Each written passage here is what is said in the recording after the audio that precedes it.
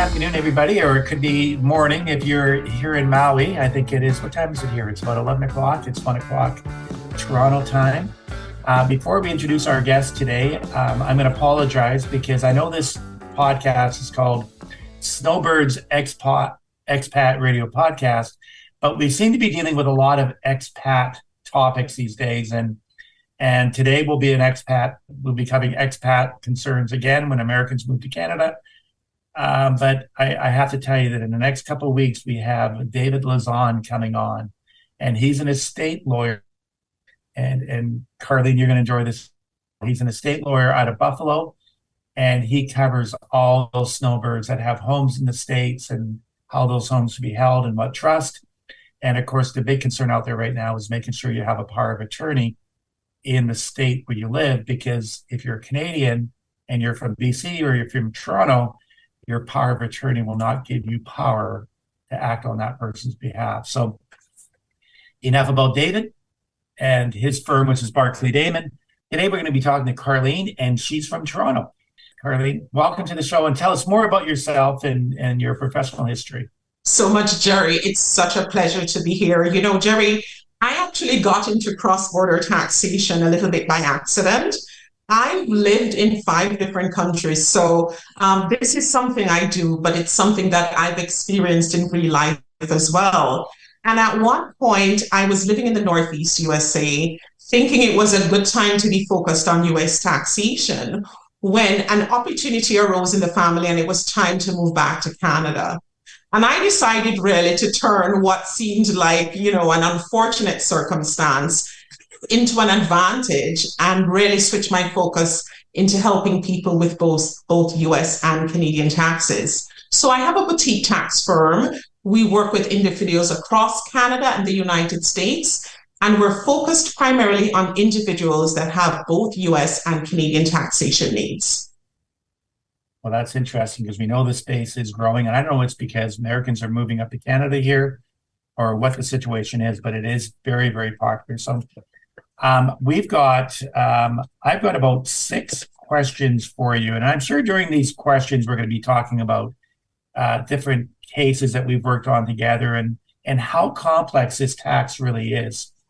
So the first question I have for you is, what are some of the challenges individuals may face when not planning carefully for U.S. pensions after moving to Canada? And we're talking about kind of Roth IRAs and IRAs. You know, Gerry, when it comes to pensions, we all know it's important to plan for retirement. We work so hard to accumulate these funds. And when we're in the cross-border context, that's even more important.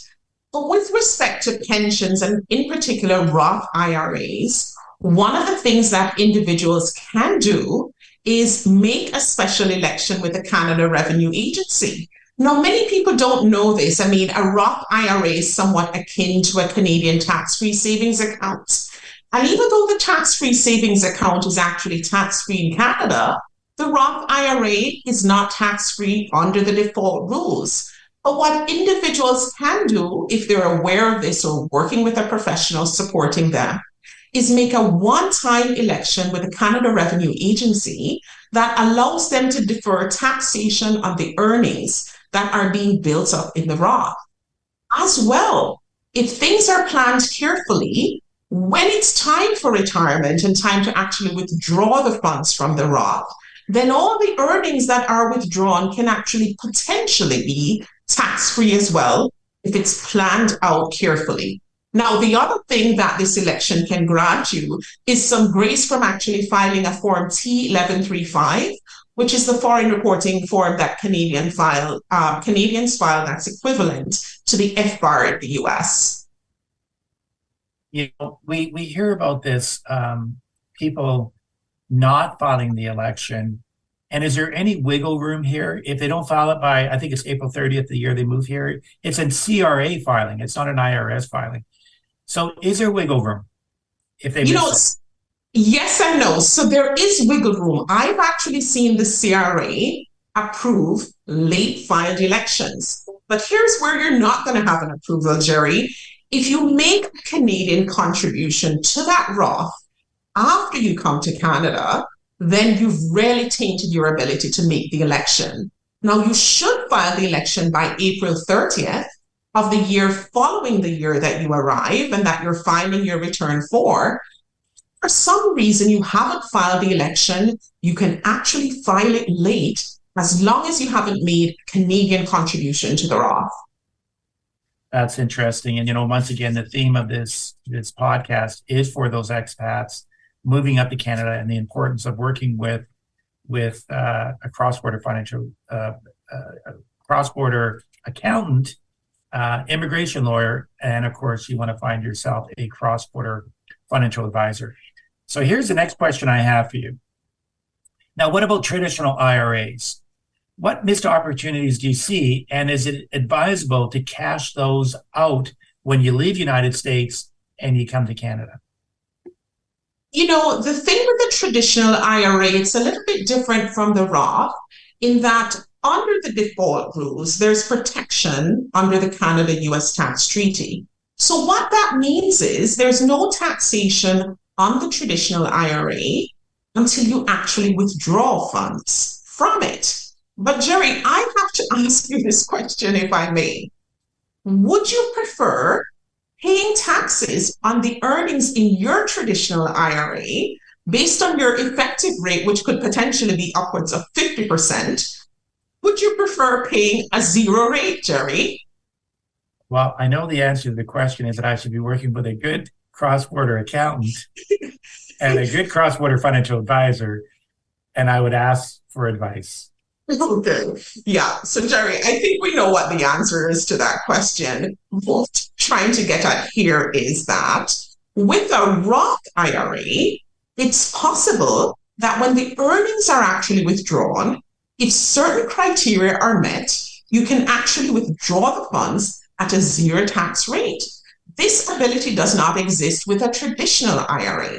Now, many expats are sort of above the AGI threshold for actually contributing to a Roth IRA. But here's what can be done. If before you actually move to Canada, you do what's called a backdoor strategy, where you take the backdoor into the Roth, and then you come into Canada and combine that with the election and some careful planning through retirement, then you could have some retirement funds coming to you at 0% rather than potentially a 50% or more effective tax rate. And Gerry, what I see generally is there are two buckets of people. There are those who are willing to pay for a bit of advice up front and save lots of money in the future, and those who are just a little bit hesitant, but they actually pay more potentially over time. I've said for years that the money is made in the planning. You have your investment accounts, and there's always going to be performance, and there's always going to be all kinds of craziness going on in the world, but the money is made on the planning side for a lot of individuals, and we can't stress that enough. It's very interesting. I've also said that the United States is so much more creative. Like, there's no such thing as a backdoor TFSA. Yes. So I do love what the Americans, and I get to experience a lot of the U.S. Vancouver's our residence, but we also live in Maui as well. And now that we are on a E2 visa, it really does open your eyes to all the planning about state tax, which is also another layer that you have to be careful with. So here's my third question for you here. You've touched on pensions, but what about regular brokerage accounts? What challenges may individuals face from not planning carefully for investments in regular brokerage accounts? I'm not sure. So, Gerry, I think one of the common things we see there, if individuals aren't working with someone like you, a dual licensed financial professional, is that they may have a surprise letter, a letter from their financial institution that basically says, you need to liquidate your funds because you're no longer resident in the United States, you're not licensed to serve people who actually live in Canada. And that can actually put people in a little bit of a tricky situation where large amounts of funds are liquidated within a short period of time without careful planning. And that's not an ideal situation to be in. Excuse me. And I think the issue is that these American financial planners, advisors, they have these relationships with these people. And sadly, they know they can't work with that person, but they are saying, use your mother's address, use your brother's address, use your uncle's address. And in theory, I guess you haven't really exited the country correctly, because you do have to pay money on those non-registered accounts in Canada. You got to pay tax in Canada. So sadly, there's very few financial advisors great financial advisors in Canada, great financial advisors in the United States. But this cross-border space, there's very few advisors that are duly licensed and also have the experience is the big thing, because it's so complex. So the other question that really has come up a lot is, I think we've had calls from yourself as well, is that these Americans move to Canada, they meet a great financial advisor on the Canadian side, and they sell them Canadian mutual funds. And the term the little issue we're dealing with is called PFIC, or Passive Foreign Investment Company. So fill us in. How often does this occur? And what should these people be doing to avoid it? You know, Gerry, this is something I see quite a bit.